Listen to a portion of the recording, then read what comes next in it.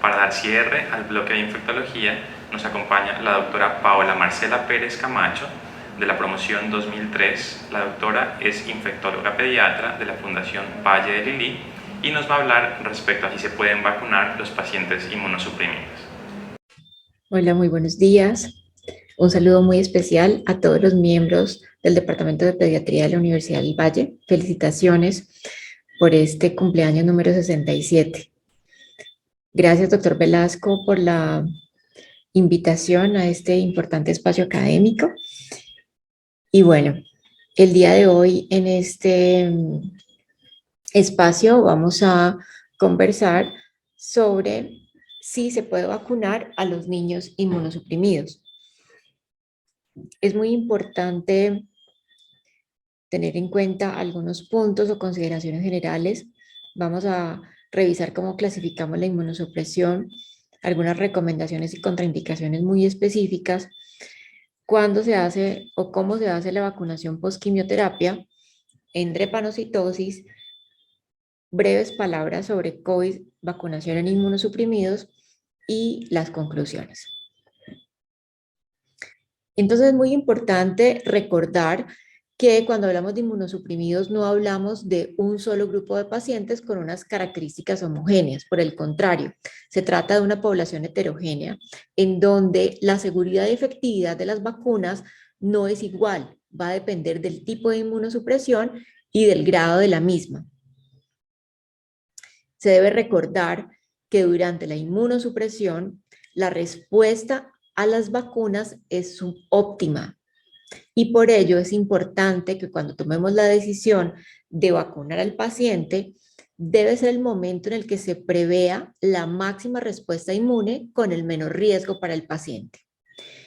Y siempre que se diagnostique una enfermedad que va a necesitar un tratamiento inmunosupresor, es obligado valorar y poner al día el calendario vacunal del niño y a veces por la urgencia de empezar los tratamientos olvidamos esta situación. Muy importante, mensaje principal, las vacunas de microorganismos vivos están contraindicadas en todas las situaciones de inmunosupresión de alto grado. Ahora lo vamos a revisar. En caso de administrarse de estas vacunas, se deben aplicar antes de las 4 semanas previas al inicio de la inmunosupresión.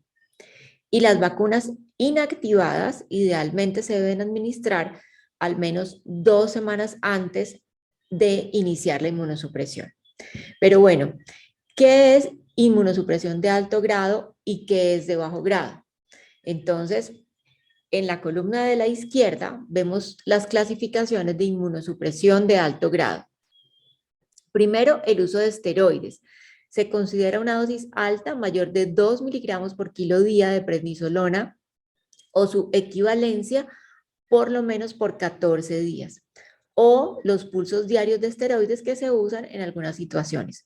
Cualquier otra pauta de esteroides a menor dosis o menor tiempo se considera inmunosupresión de bajo grado. El uso de anticuerpos monoclonales e inmunosupresores o el uso de otros inhibidores de algunos puntos de control inmunitario.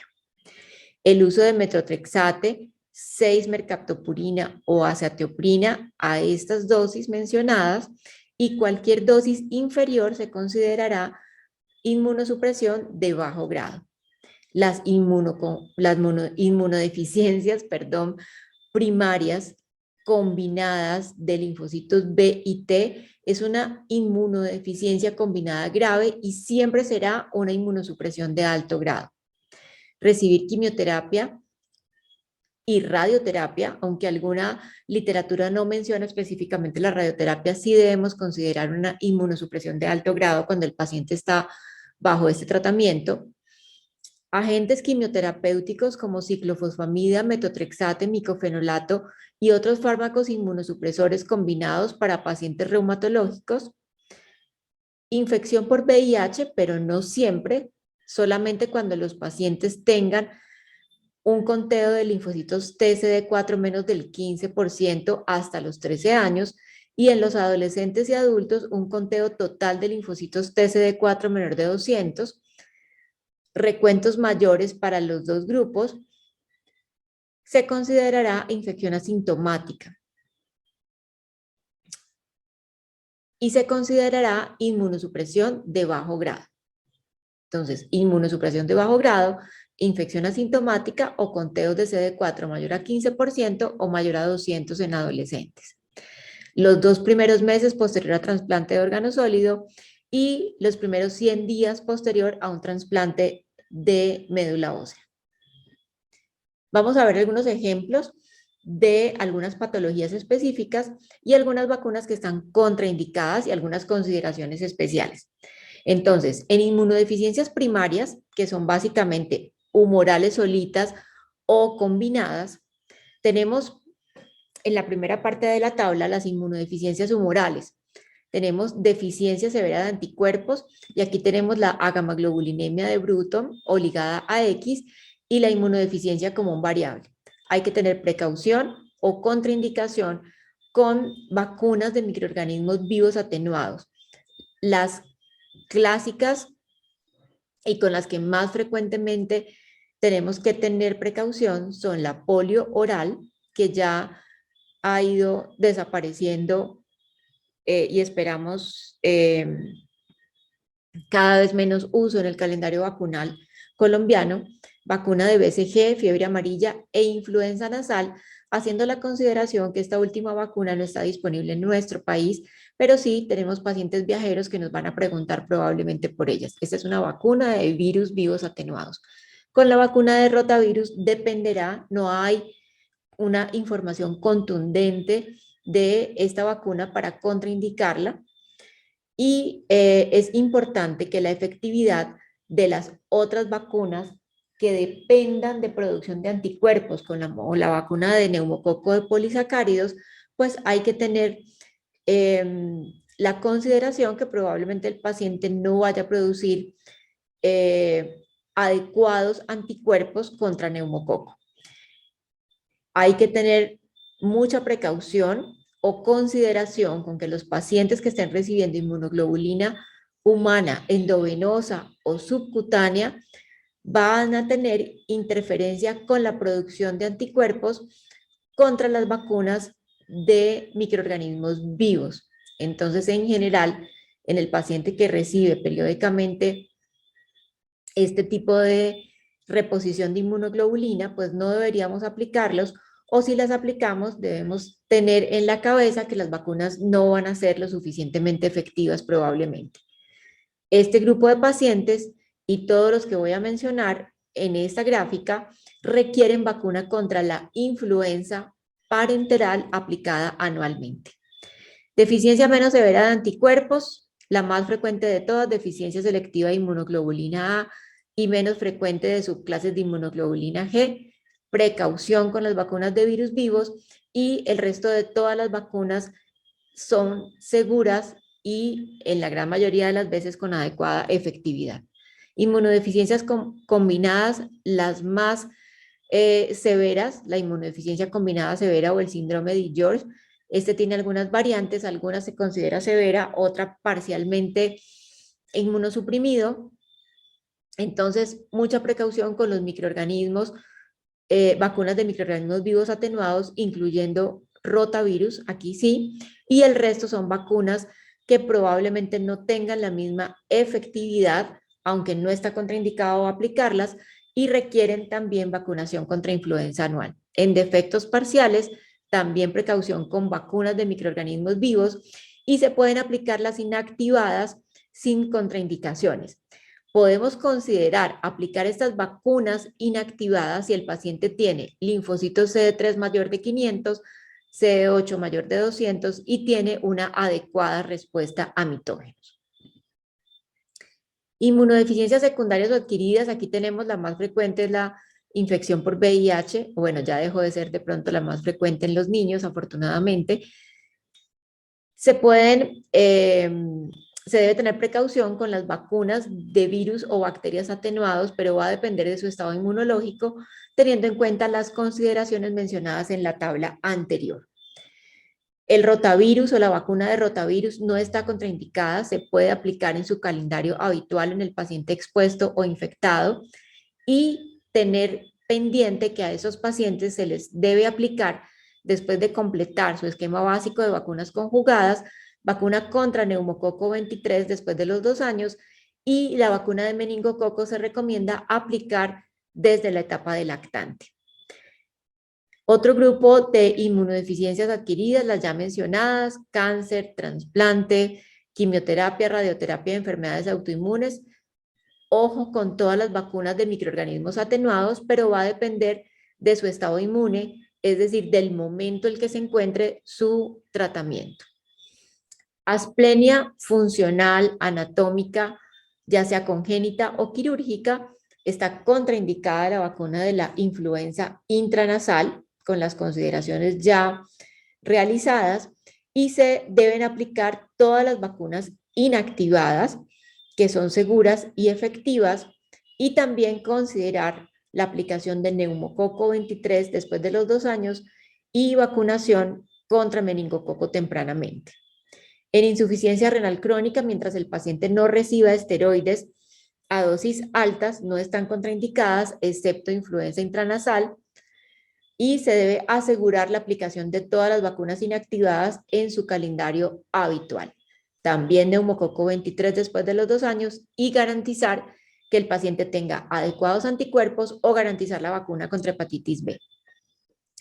En pacientes con defectos de la barrera anatómica del sistema nervioso central, cualquier clase de fístula, implante coclear, displasias congénitas del oído interno, comunicaciones del líquido cefalorraquídeo con la nasofaringe, no se puede aplicar influenza intranasal, todas las demás se deben aplicar, y especialmente neumococo 23 se debe aplicar después de completar el calendario de las vacunas conjugadas.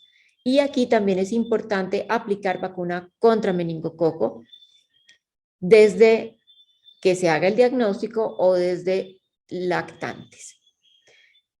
Vacunación post-quimioterapia, ya se han hecho algunas consideraciones, es importante recordar los pilares del tratamiento antineoplásico, y aquí son importantes inmunosupresores, radioterapia, quimioterapia e inmunoterapia, porque afectan diferentes frentes del sistema inmune, desde alteración de la expresión de genes que modulan la respuesta inflamatoria, alteran las poblaciones linfoides, alteran células inmunitarias por ciertos anticuerpos específicos, neutralizan citoquinas, bloquean adhesión celular y migración, y producen alteraciones en la inmunidad innata. Es por esto que es muy importante tener en cuenta que cuando el paciente está en la fase de intensificación de las quimioterapias, no se deben aplicar vacunas, pero sí, una vez el paciente termine esta fase, y sobre todo cuando termine completamente la quimioterapia, debemos aplicar vacunación. ¿Y por qué los tenemos que vacunar? Este es un estudio que mira la eficacia de vacunas difteria, tétanos, polio, hemófilus influenza en pacientes post-quimioterapia, y realizaron revacunación a los 3, 6 y 9 meses. Ellos dividieron los pacientes en diferentes grupos, y lo que se observó es que después de la quimioterapia, los pacientes podían presentar descenso de sus anticuerpos vacunales hasta un 17% apenas de respuesta, es decir, quedan expuestos a todas estas infecciones como si no hubieran recibido las vacunas previamente. Se hicieron medición de anticuerpos prevacunación y se observó que podían disminuir aún más en la medida en que va pasando el tiempo post-quimioterapia, y en los diferentes grupos se obtuvo una eficacia del 100% tras aplicar las vacunas, y no se observaron eventos sistémicos o locales, ni en forma generalizada ni severos, en este grupo de pacientes. Entonces, podemos vacunar a los pacientes post-quimioterapia, evaluando sus anticuerpos protectores y vacunarlo de acuerdo a estos resultados, o completar los calendarios vacunales y luego medir los anticuerpos, o simplemente aplicar refuerzos de vacunas sin medir anticuerpos. Todo dependerá de la condición del paciente y de la facilidad con el que se pueda realizar cualquiera de las estrategias para que sea óptima para el paciente. Ojo, si el paciente recibió rituximab o cualquier anticuerpo monoclonal contra linfocitos B, no se debe iniciar vacunación antes de los 6 meses de haber recibido la última dosis, igual que triple viral 6 meses después de haber terminado la quimioterapia, y varicela 12 meses después de haber finalizado la quimioterapia. Vacunación en anemia de células falciformes y unas palabras específicas por la gran población que manejamos en el Valle del Cauca. Recuerden que estos pacientes hacen una autoesplenectomía alrededor de los 5 años y quedan expuestos a infecciones por microorganismos capsulados, que también estos pacientes van a presentar un defecto en la activación del sistema de complemento, presentan una alteración en la opsonización y además puede haber algunos polimorfismos genéticos que aumentan la susceptibilidad a las infecciones en este grupo de pacientes. Los microorganismos más frecuentemente asociados a bacteremia son bien conocidos, el rey pues el neumococo, Haemophilus influenza y la influenza, que no produce bacteremia pero sí infección viral muy severa, y estos microorganismos tienen vacunas. Bueno, Salmonella no tiene una vacunación rutinaria, pero los demás sí, y debemos garantizarla. Y dentro de los microorganismos asociados a secuelas sin mortalidad, tenemos la hepatitis B. Entonces, también en este grupo de pacientes se debe garantizar que haya niveles de anticuerpos óptimos, o se deben vacunar rutinariamente a todos estos pacientes y posteriormente medir anticuerpos. Vacunación contra COVID. El CDC recomienda aplicación de vacuna contra este grupo de pacientes, y este es un metaanálisis en donde se revisaron 82 estudios de grupos de pacientes inmunosuprimidos, ya sea receptores de trasplante, cáncer de órgano sólido, cáncer hematológico, desórdenes inflamatorios de origen inmune, y se encontró que en estos pacientes el riesgo relativo de disminución o no seroconversión comparado con la población no inmunosuprimida era muy importante, especialmente en el grupo de receptores de trasplante, en donde el riesgo relativo de no producción era 0.06 y de producción de anticuerpos posterior a segunda dosis también bastante bajo, de 0.39. Entonces, este grupo de pacientes tiene alto riesgo de no tener seroconversión después de la primera dosis y de pérdida de anticuerpos después de la segunda dosis de vacuna. Después de la tercera dosis, la respuesta en los diferentes grupos de inmunosuprimidos ha sido heterogénea y va a depender de la enfermedad de base y de los medicamentos que reciba el paciente. Entonces, hasta el momento, la recomendación es que los pacientes inmunosuprimidos deben ya tener la tercera dosis de vacuna contra COVID-19 de las diferentes plataformas. La que esté disponible siempre será la mejor vacuna. Y bueno, estas son las recomendaciones del Centro de Control de Enfermedades para niños y adolescentes con algunas condiciones específicas. Las que están en rojo, miren aquí, rotavirus en inmunodeficiencia combinada severa. Rotavirus está especialmente contraindicada en este grupo. En los otros, pues ya mencionamos que no hay una contraindicación absoluta. Influenza intranasal, que no tenemos en el país, pero por si algún paciente nos pregunta y va a ser vacunado en otro país. Triple viral y varicela son muy importantes, hay que tener mucha precaución. Ya hice algunas consideraciones con respecto a la quimioterapia y con los pacientes con VIH. Entonces, pacientes con inmunosupresión severa por VIH no se puede aplicar la vacuna porque pueden desarrollar alguna de estas enfermedades infecciosas, y las mismas consideraciones con dengue en inmunosupresión severa en VIH. Bueno, y ya para terminar, pues recordar que los pacientes con inmunosupresión primaria o secundaria tienen mayor riesgo de complicaciones asociadas a enfermedades infecciosas, por lo que se hace necesario que reciban su esquema de vacunación completo, pero hay que tener en cuenta que la seguridad y la efectividad de las vacunas pues va a depender del tipo de inmunosupresión y el grado de la misma, y se debe tener en cuenta la enfermedad de base del paciente, qué tratamiento recibe, en qué momento de su tratamiento se encuentra, para poder pautar adecuadamente el esquema de vacunación y que éste sea seguro y efectivo para el paciente. Y pues no vayamos a tener pérdida de un paciente que ha sobrevivido a un cáncer o a un trasplante por una enfermedad infecciosa que es perfectamente inmunoprevenible. Muchas gracias nuevamente, felicitaciones y nos vemos pronto.